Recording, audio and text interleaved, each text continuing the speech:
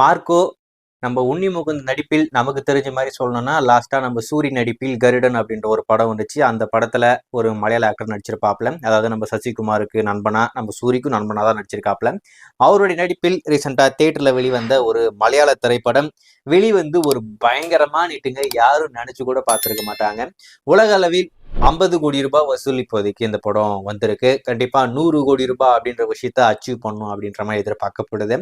ஒரு சம்பவம் அப்படின்ற மாதிரி சொல்லியிருந்தோம், நடந்துருச்சு. நீங்க பார்த்துருப்பீங்க நம்புறேன்.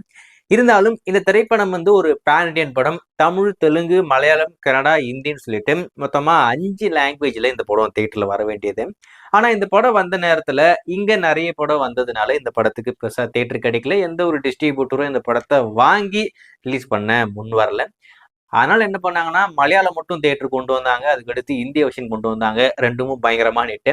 இப்போ அடுத்த கட்டமா ஒரு லாங்குவேஜா இப்போதைக்கு தியேட்டர் கொண்டு வராங்க. அதுல தெலுங்கு வெர்ஷன் வந்து இப்போதைக்கு ஜனவரி 1 நியூ இயர் ட்ரீட்டா, அதாவது புத்தாண்டை முன்னிட்டு தெலுங்கானா அதுக்கடுத்து ஆந்திரா ஸ்டேட்ஸ்ல ரிலீஸ் ஆக போகுது. தமிழ் வெர்ஷன் எப்பயா அப்படி கேட்பீங்க.